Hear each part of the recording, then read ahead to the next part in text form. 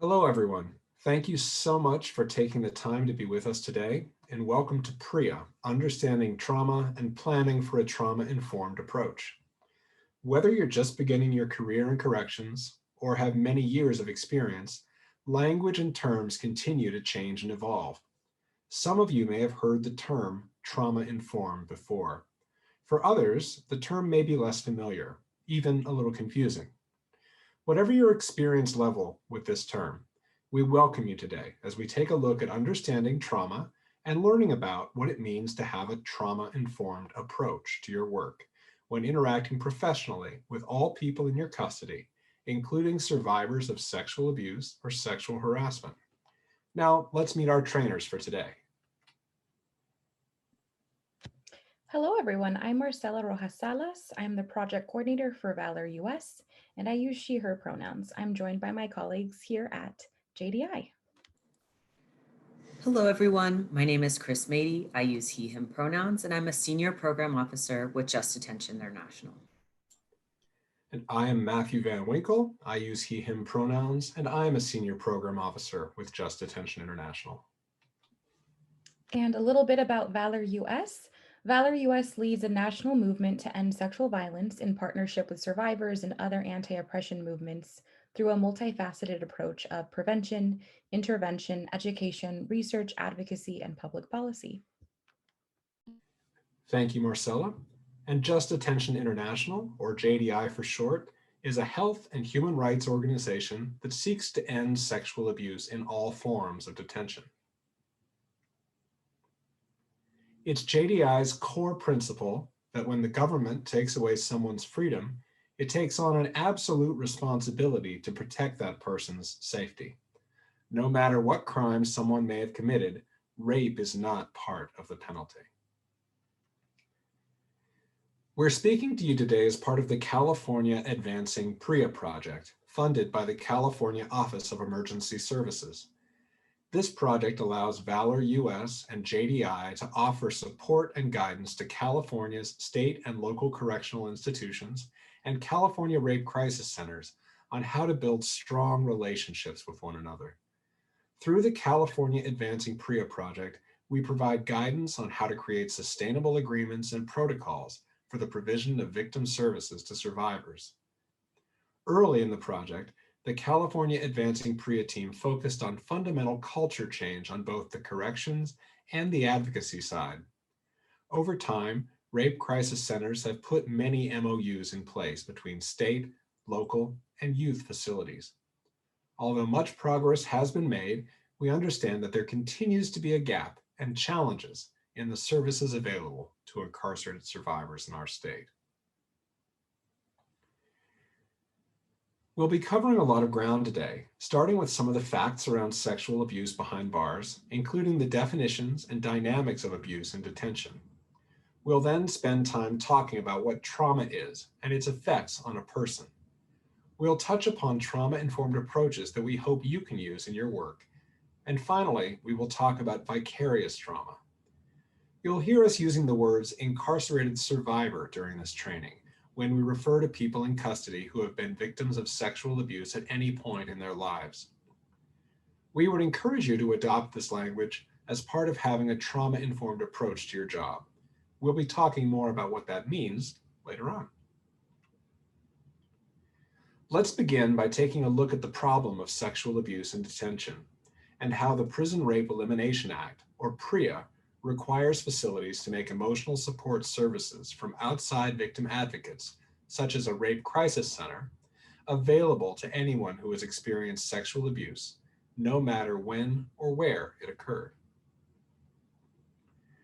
When we present on the topic of sexual abuse in detention, a question we get asked often is, how much does this really happen? And while obviously one time is too many, we sadly know from data collected by the Bureau of Justice Statistics that it's not uncommon. Data from the BJS shows that nearly 200,000 people are sexually abused in detention every year in the United States.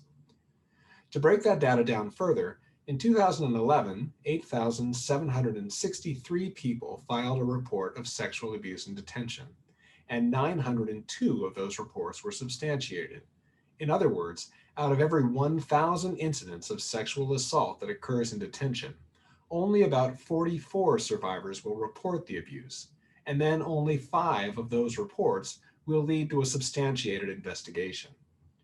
The implications of so much abuse going unreported tells us that prisoners are reluctant to report. They may worry that their stories will not be taken seriously or feel that they will face retaliation for reporting. But whether or not they choose to report, everyone who has been sexually abused has the right to a victim advocate. When survivors receive support from advocates, they are less likely than others to blame themselves for the sexual assault and less reluctant to seek further help. The importance of victim advocates who can provide trauma-informed support to incarcerated survivors of sexual abuse cannot be overstated. Additional data from the BJS tells us that sexual abuse behind bars is perpetrated by staff and by incarcerated people at nearly equal rates. This can be an uncomfortable truth, but we cannot solve the unacceptable problem of prisoner rape until we absorb it and come to grips with it. When I say staff, I'm talking about not only corrections officers or deputies, but also about administrative staff, people that work in the kitchens, medical staff. Basically, staff means anyone who gets to leave the facility at the end of the day. It's important to note that there's no such thing as consensual sex between incarcerated people and a staff member, because staff have ultimate power over them. This power includes small things, like when an incarcerated person can go to programming, and it goes up to large things, like deciding if they can eat or get visits from family. Where consensual sexual activity between incarcerated people is a rule violation, without consent, it becomes sexual abuse and a crime. The dynamics of sexual abuse in detention, as in the community, exists on a continuum of violence, from sexual harassment to rape. But some dynamics of sexual abuse are specific to detention settings, like protective pairing, gang abuse, and abusive searches. To commit violence, perpetrators may use offers of protection, threats, coercion, authority, extortion, medication or drugs, and also force. Sometimes certain types of sexual abuse, such as protective pairing, where one incarcerated person may offer protection to someone else in exchange for sex, can appear to be consensual to someone unfamiliar with sexual abuse dynamics. Would a person do this on the outside? Is a good question to ask when considering whether such a relationship is abusive. Things like searches of transgender people to determine their genital status would also be considered sexual abuse. Such searches are specifically forbidden by PREA. Searches are inherently invasive, and even if a search is performed appropriately, according to the facility policy, it is still possible that someone may experience it as traumatic, particularly if searches are not performed by all staff in a consistent manner at the facility. That unpredictability adds to the potential trauma. With these facts around sexual abuse in mind, the PREA standards helped to recognize the need for survivors of sexual abuse to receive supportive services while in custody, similar to services someone could receive in the community. PREA is designed to ensure that all U.S. corrections agencies, such as the department you work at, take certain measures in order to prevent, detect, and respond appropriately to sexual abuse and sexual harassment of the people in custody. This includes accompaniment by a victim advocate from a rape crisis center during forensic exams and investigatory interviews following an incident of sexual abuse, as well as access to confidential follow-up services for emotional support, which Marcella will talk more about later. It's important for staff with PREA responsibilities to connect with the local rape crisis center to discuss the scope of services that can be provided to survivors in your facility. I'm sure everyone here is asked to go to a lot of trainings and that sometimes it can feel like a blur.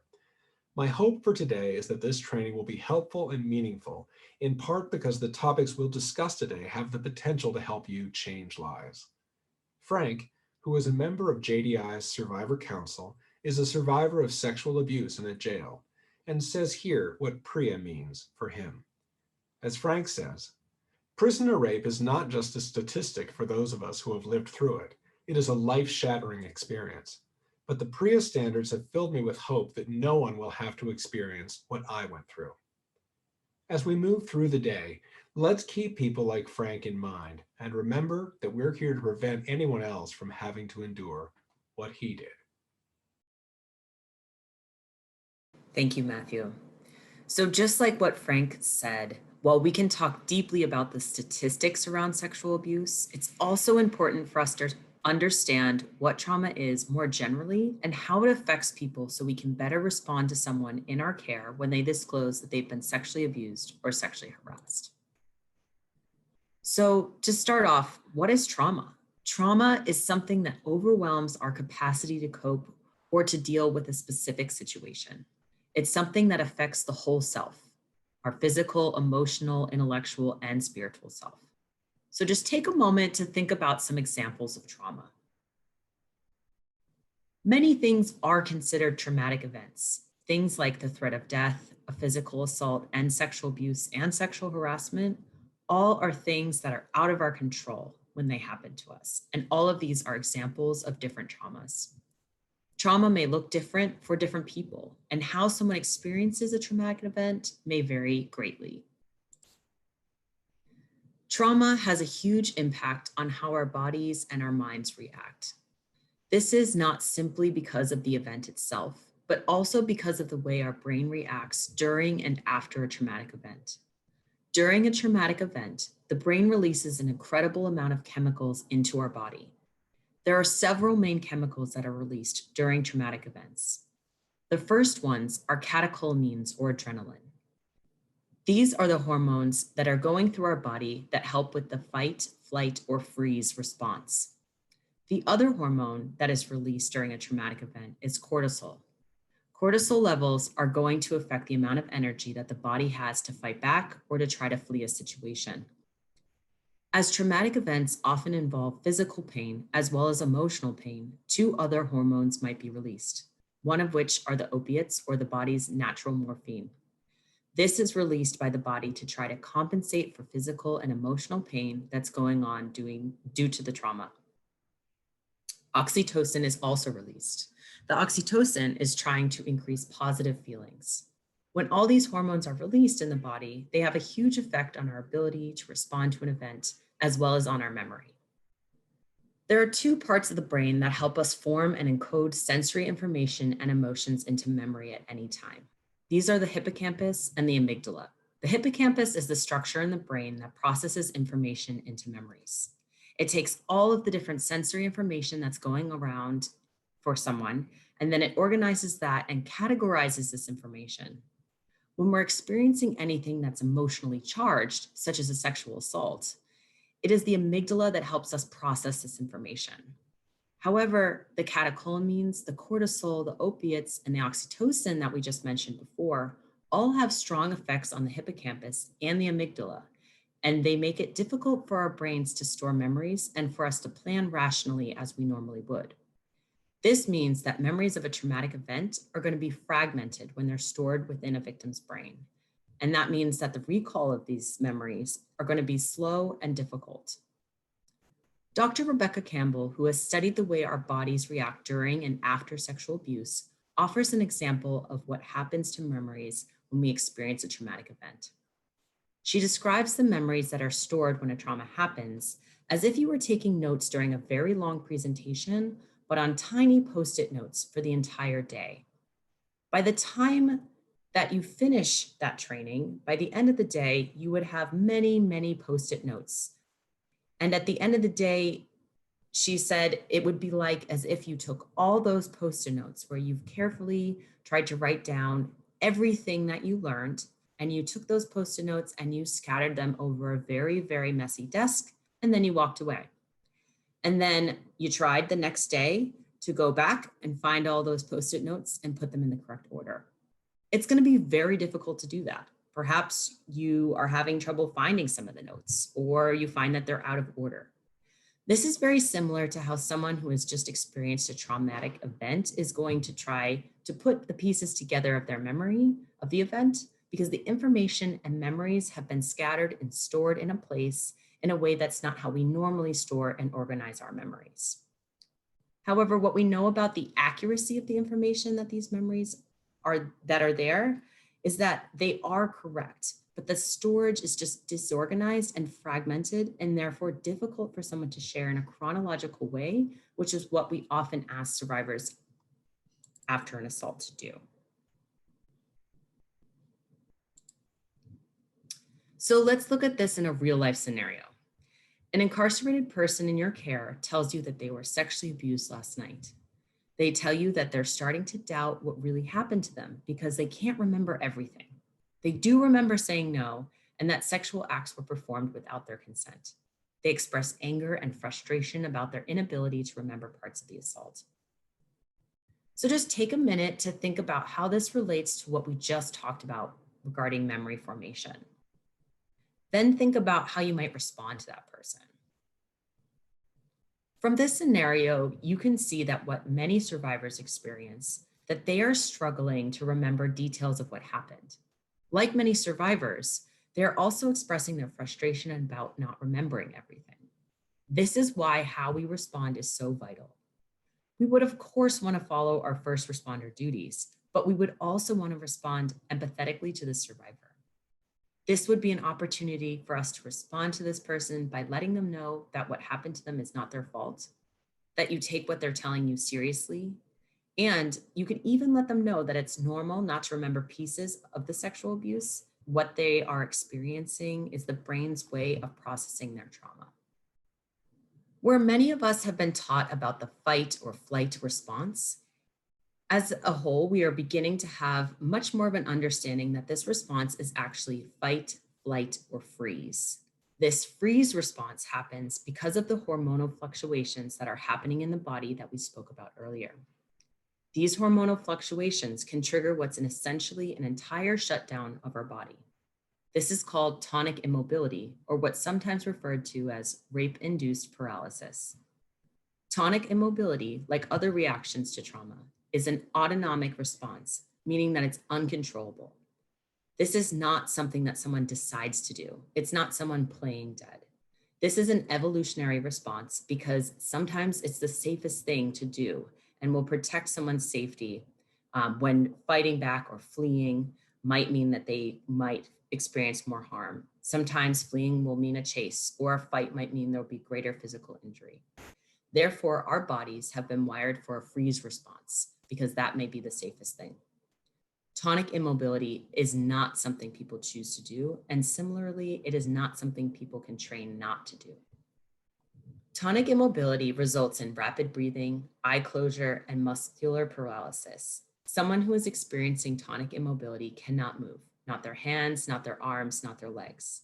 Many people have described it as being awake during surgery. Between 12 and 50% of survivors of sexual abuse experience tonic immobility, and most data suggests that this rate is closer to the 50%.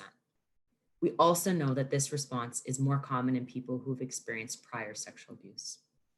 For people who've experienced tonic immobility during a sexual assault, they often have much higher levels of self-blame about why they reacted the way they did, why they didn't fight back or run. Because they had this reaction, they're afraid of how it's going to be perceived by others. So they're often more reluctant to seek help. This is why it can be helpful for us to try to explain tonic immobility, this freeze response, and normalize it. Let's read through another scenario. Josh is talking to you about his assault. Josh keeps saying that while he was being raped, he didn't do anything, that he didn't fight back. He goes on to talk about how he felt frozen in the situation and he didn't know how to get away. Think again how this relates to tonic immobility and how you might explain what he experienced when you respond to him. How could you explain his response? When someone discloses that they didn't fight back, this is not a sign that they consented to the abuse. It's likely that someone like Josh experienced something like tonic immobility. If you were the one to respond to Josh, you can let him know that feeling frozen like he did was his body's way of protecting him, that he's not alone in having experienced this, and that you would want to tell him that what happened to him is in no way his fault. Let's talk more about how the hormones that are released in the body can affect someone after the abuse occurs. The hormones that are released during a sexual assault contribute to how someone acts directly after an assault takes place. This can be confusing for people as we often expect trauma survivors to express strong emotions. However, the hormones, specifically the opiates released, may have the opposite effect. Survivors might sound monotone or flat when they're speaking. Many people describe this as a feeling of numbness or disbelief. While many people experience a numbness, some people might also experience extreme emotions and respond with extreme sadness or anger. It's always important that we're looking out for someone's safety and pay attention if that person is expressing suicidal ideation or if they're at risk for hurting themselves or others. Self-blame is an incredibly common response after sexual abuse, and we can always respond to someone who is expressing self-blame by reminding that person that they are not to blame for the assault.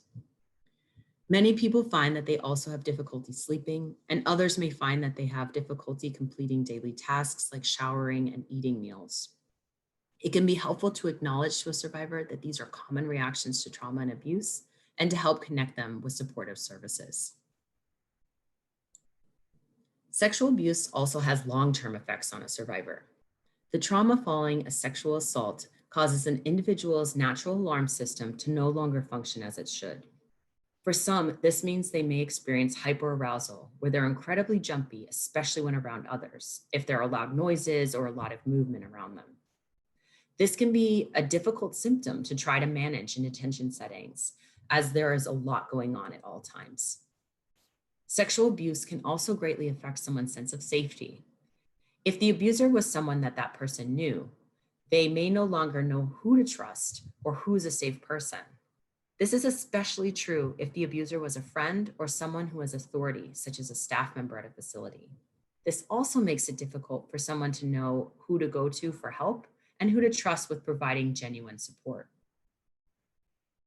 Some people who experience sexual assault also experience flashbacks where they're forced to relive the trauma over and over again. Many survivors may avoid or withdraw from activities and have trouble participating in the same way that they did prior to the abuse. Trauma can also cause someone to be at a higher risk for other ongoing issues like drug use, alcohol abuse, and depression. Most notably, somebody who's experienced trauma is 15 times more likely to commit suicide. Even with the proper support, a survivor may experience all of these effects, but support, being in a safe environment, and ongoing mental health care can help alleviate many of these effects.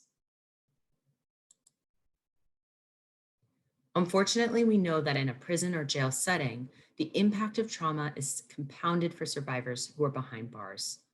Confinement settings may mean that a person has little control over their body or their environment, which can often exacerbate existing trauma reactions or make a survivor feel like they're stuck in the abusive situation all over again.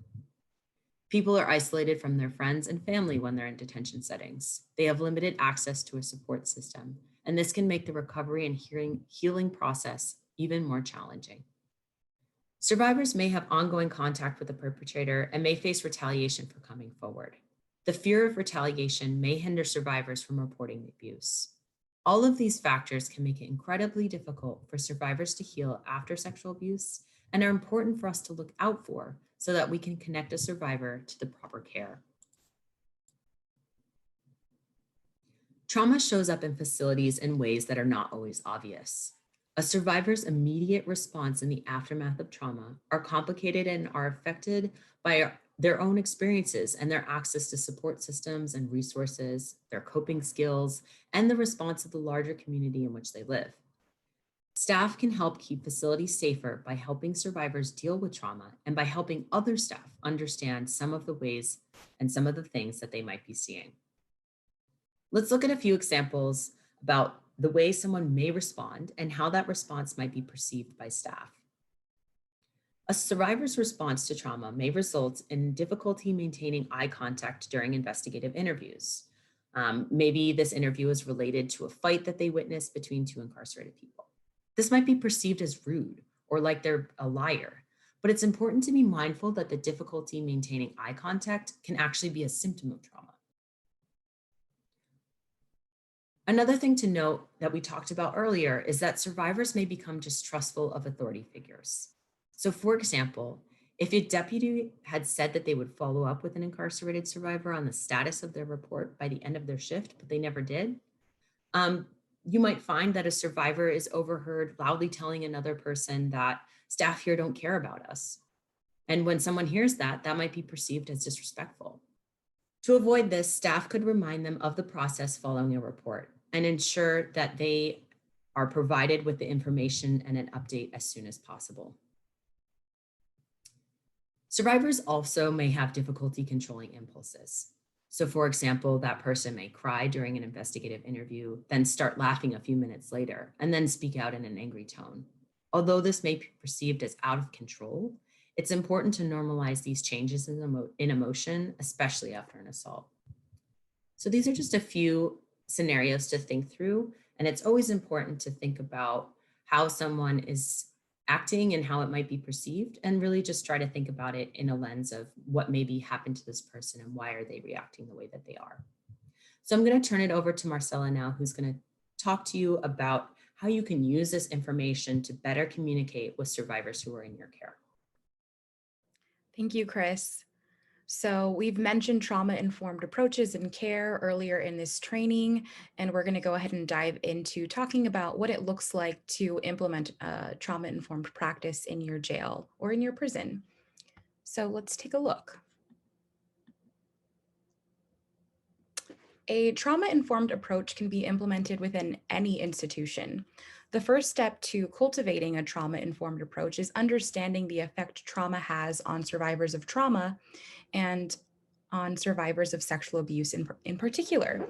It can also be helpful to understand the effect trauma has on you and other detention staff. Sometimes staff can start having feelings of hopelessness associated with their work, or they may deal with intrusive thoughts related to their own trauma histories. And we'll go ahead and talk about what vicarious trauma or secondary trauma is and the effect it can have on you as a staff person later in the training. The trauma of both incarcerated people and of staff members absolutely affects the culture of the facility. And once we understand these pieces, we can work towards reducing that trauma and avoiding re-traumatizing people. We can do this by attending trainings like this, and we can also learn from and collaborate with our local rape crisis centers to develop trainings, policies, and practices that are trauma-informed. A trauma-informed approach means we try to maximize the choices of a survivor and ensure that they have control over their healing process.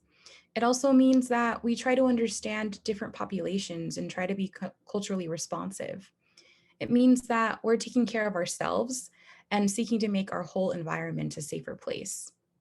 When we're able to adopt a trauma-informed approach, it makes facilities safer and more secure. And it encourages trust in the reporting and in the investigation process. When a trauma-informed approach is taken, survivors are better able to participate because they trust the process. When they trust the process and feel seen and heard, they're more likely to encourage other people to report if they've experienced abuse. So we want to share a list of trauma-informed principles for corrections environments. Safety is always the focus for corrections work, and some of the ways in which staff ensure safety can inadvertently cause trauma. Things like pat-down searches, lack of privacy, and loud announcements may re-traumatize survivors of abuse. However, giving people upfront information about why these measures take place and what they can expect can make a huge difference in how they're perceived. This also makes trustworthiness and transparency the norm. Knowing what to expect helps a lot, but having the expectation realized helps even more.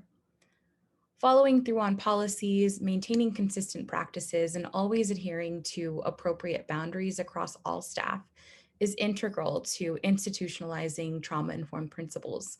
Now, this doesn't mean that you have to be cold or unkind. In fact, you should be warm and friendly, but always professional. And the reality is that survivors do not have many choices during incarceration. So whenever it is possible, offer those choices instead of telling them what's right for their own healing journey. Even allowing a survivor to decide whether and how to report is offering a choice. Ensure that they understand any possible consequences to these choices as well as a form of transparency. Many facilities have an advisory council or another representative group that communicates with facility staff to ensure that as changes are made or new practices are implemented, that the experiences of incarcerated people are being considered. This is a great way to learn about the needs of those in your facility and to create a more trauma-informed space. And finally, empowering all people whenever possible is integral. This does not mean giving prisoners control of the facility, but it can mean focusing on someone's strengths or talents when considering job or programming placements, or when sharing community resources like your local rape crisis center services. So here are some simple ways to reframe some practices to make them more trauma informed. You'll want to greet people in the housing unit, say hello and goodbye at the beginning and end of your shift, instead of just coming and going without acknowledging the people who live in the unit. You do want to refer people by their name when you know it, instead of referring to someone only as a number or as inmate, offenders, and certainly never as bodies. You perhaps have heard the phrase person first language. This is a way to help us understand and remember to see people as more than their struggles or other characteristics. A common example of what we mean here would be to say, for example, Stephen Hawking was a person who used a wheelchair, as opposed to saying Stephen Hawking was wheelchair bound. Using person first language is also a way to let people know that you see them as complete and complex beings, as we all are, not flattening their identity to one or more aspects of their lives. Even a search that is done by the book and according to your training can still be triggering to survivors of sexual abuse. Searches are necessary, but should be done in a professional and consistent way that does not feel violating or abusive. It is important to be mindful of the language that you use when conducting a search. So instead of asking someone to spread their legs, you can instead say, please place your feet apart. And do maintain consistency in enforcing rules and regulations. Don't play favorites or make exceptions for some, but not for others. When the rules seem to change based on whoever is on duty, this creates tension, anxiety, and fear, which are not conducive to safe environments.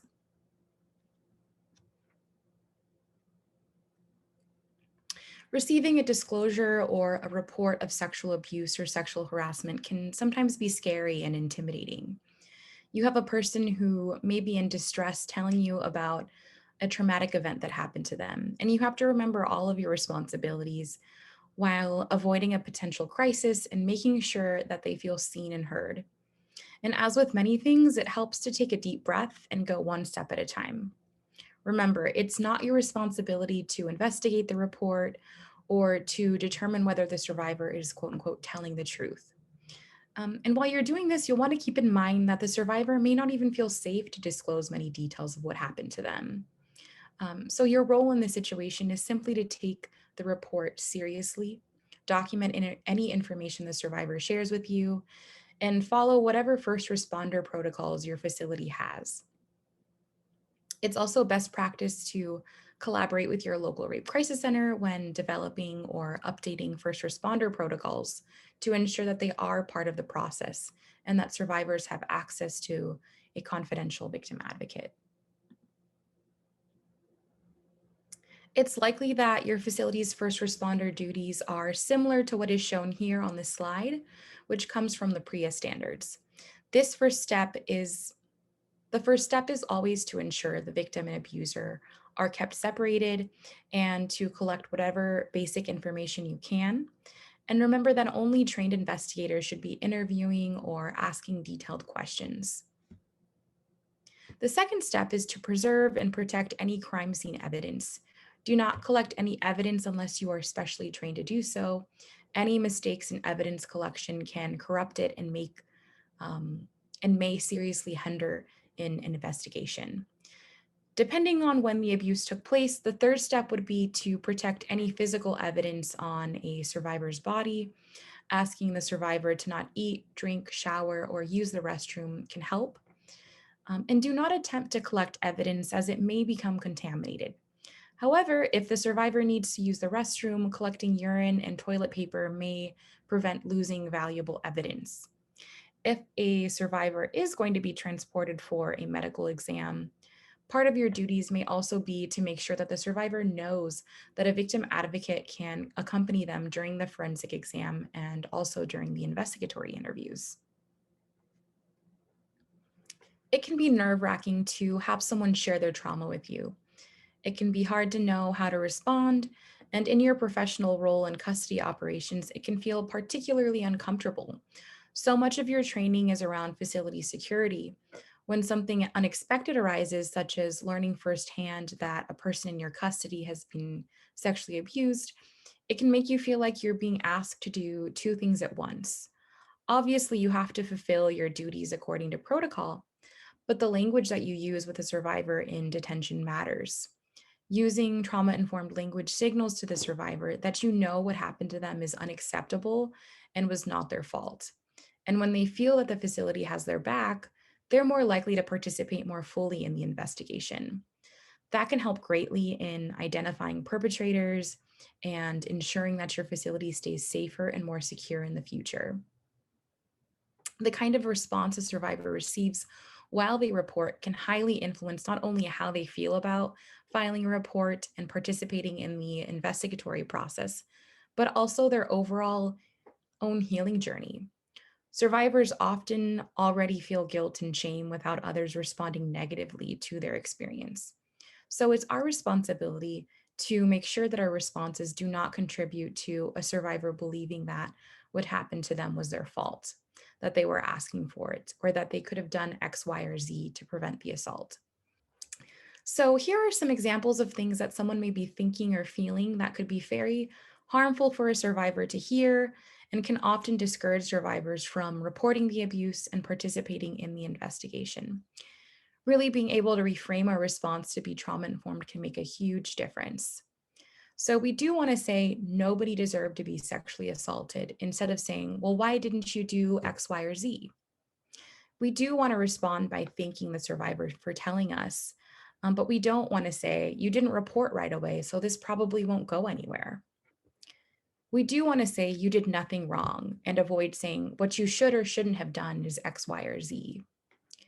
We do want to say, do you want to talk with an advocate? Instead of saying, I can't talk to you about this. We do want to say, you don't have to tell me anything if you don't want to, instead of saying, if you don't tell me anything, I can't help you. And last but not least, we do want to say it's never okay for someone to violate you, instead of indicating maybe if you had done X, Y, or Z, this wouldn't have happened to you. An important part of trauma informed care is confidentiality. As you can imagine, confidentiality can be especially tricky to navigate in a detention setting when safety and security so often depends on staff knowing everything that's going on. However, protecting confidentiality creates a reporting culture and can help build trust that is vital within a facility.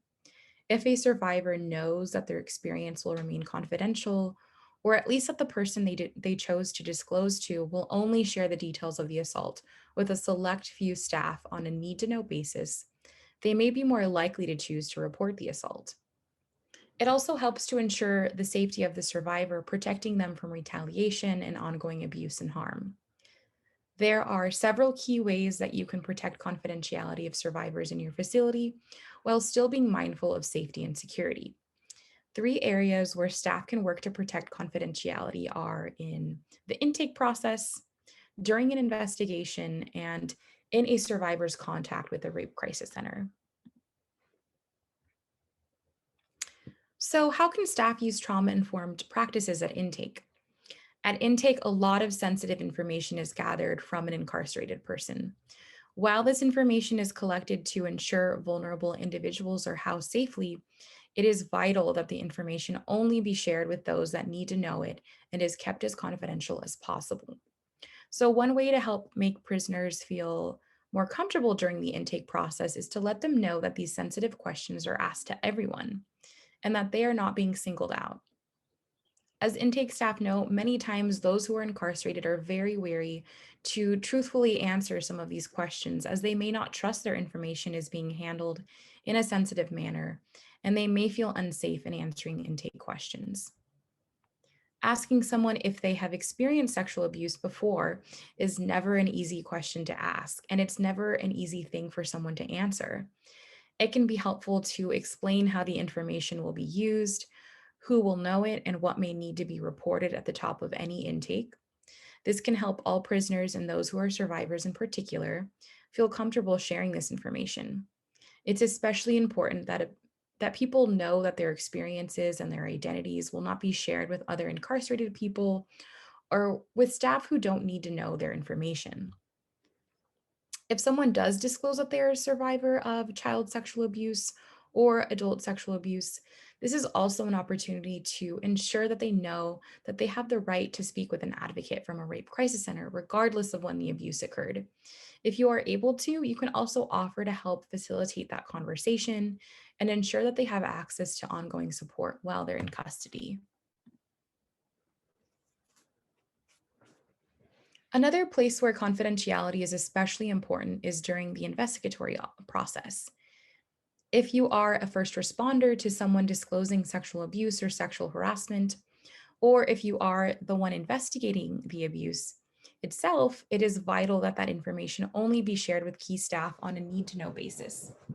Cases of sexual abuse and sexual harassment should never be discussed openly in front of other staff or prisoners, as that can cause safety risks for the survivor. And cases often include very sensitive information, very sensitive personal information that only key staff and investigators need to know. Helping to protect this information while making sure a report gets to the right person helps to ensure that an investigation goes as smoothly as possible and makes it more likely that a survivor will participate in the investigation. Another place where confidentiality is important is between a survivor and a rape crisis center. Both PREA and California law protect this confidentiality, and facilities must make accommodations to protect it as well. This is where having a strong MOU with the local rape crisis center can come into play, and we encourage you to include language about ensuring confidentiality between victim advocates and their clients in that agreement. It is important that staff ensure that survivors who are incarcerated have confidential access to a rape crisis center regardless of the status of an investigation. This level of confidentiality, while, as we mentioned, is protected under law, can sometimes cause anxiety among facility staff who are not used to not knowing about communication between incarcerated people and an outside organization. However, having access to this confidential support helps reduce the trauma reactions of a survivor, encourages reporting, and increases safety at a facility. Confidential rape crisis services for incarcerated people include letter correspondence, hotline calls, forensic exam, and investigatory accompaniment, and other support services, including at some facilities, in person support. Confidentiality can definitely be a tricky piece to uphold in a detention environment, but ensuring that it is practiced while following facility policy can help create a more trauma informed environment. And I will pass it on to Matthew to talk about vicarious trauma. Thank you, Marcella. Now we'll talk a bit about vicarious trauma and the professional risks it poses for corrections staff, as well as the personal, emotional, and psychological risks, and the importance of recognizing it and taking care of yourself. As we mentioned previously, being trauma informed also means that we are aware of how trauma impacts staff. Trauma has an effect on staff who are responding to survivors of sexual abuse. Vicarious trauma is a response to repeated exposure to traumatic material that's caused by witnessing and listening to accounts of trauma, feeling powerless to change a traumatized person's situation, and a lack of consistent self-care. Unfortunately, we see that folks who regularly witness trauma can begin to lose their ability to feel empathy for their clients, loved ones, and coworkers. This is called compassion fatigue. Compassion fatigue and emotional exhaustion results in staff feeling like they have nothing left to give to the people that are hurt around them. The impact of vicarious trauma on staff members looks very similar to the impact of trauma on survivors. It can affect how we feel and make us want to detach from situations or avoid others. It also can affect our health and change the way we eat and sleep, and can affect how we use or abuse alcohol and drugs. We know that trauma can have a strong impact on our environment. It can create issues within the detention facility itself and within the community as a whole. We notice high rates of turnover and instability in the workplace. Thinking about instances of sexual abuse from an us versus them perspective, or consistently reacting to crisis rather than implementing strategies of prevention, can result in frustration and fatigue. This can also become external, and we can start to feel isolated from our communities. When vicarious trauma goes unaddressed, distrust and negative perceptions can grow. Hearing about trauma, especially sexual abuse, can contribute to compassion fatigue. Specifically for facility staff, this is known as corrections fatigue. Things like viewing photographs or videotapes of injuries sustained by a survivor that was sexually assaulted, doing the actual reporting or documentation of the assault, and participating in the investigation following the assault all contribute to corrections fatigue. As a result, staff may start to notice that they are reacting in ways that they may not have before. They might find that they're tense all the time and hypervigilant.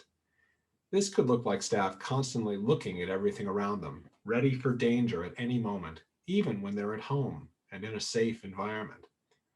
Corrections fatigue can also take a toll on someone's social life. Staff may find that they feel more socially uncomfortable than they used to be, not just at work, but at home and in the community as well. Some may find that they're even suspicious of others, always expecting the worst from other people. As corrections staff learn that trusting the wrong person can cost them their career or even their life, they may start questioning everything and everybody. Staff may start adopting a perspective of us versus them, with the us being corrections staff and the them being the incarcerated persons in custody. Or it could be corrections staff versus other professionals. Or it could even just be that individual staff person versus the world. Corrections fatigue can also make facility staff feel disempowered, and they may feel like they have no control over their lives, both personally and professionally.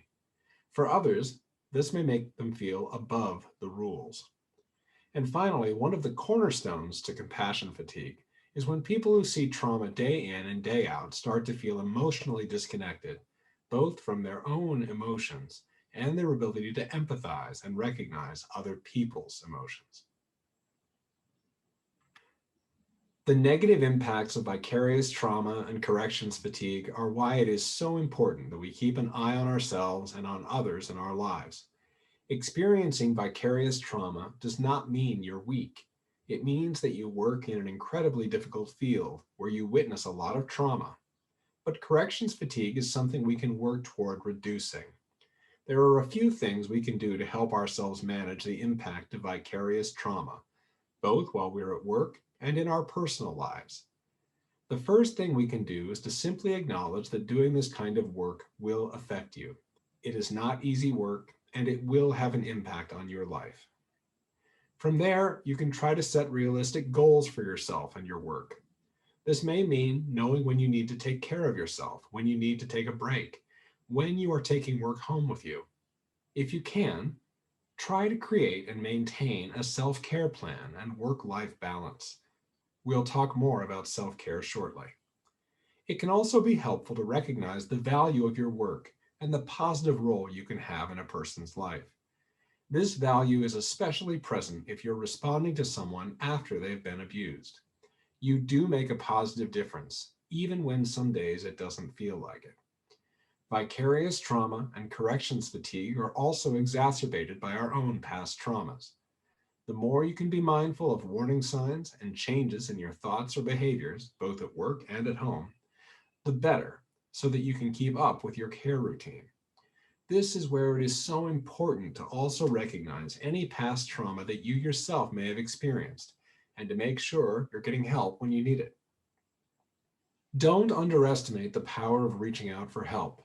The more you have support from friends, family, colleagues, and health professionals, the easier it is to manage these reactions.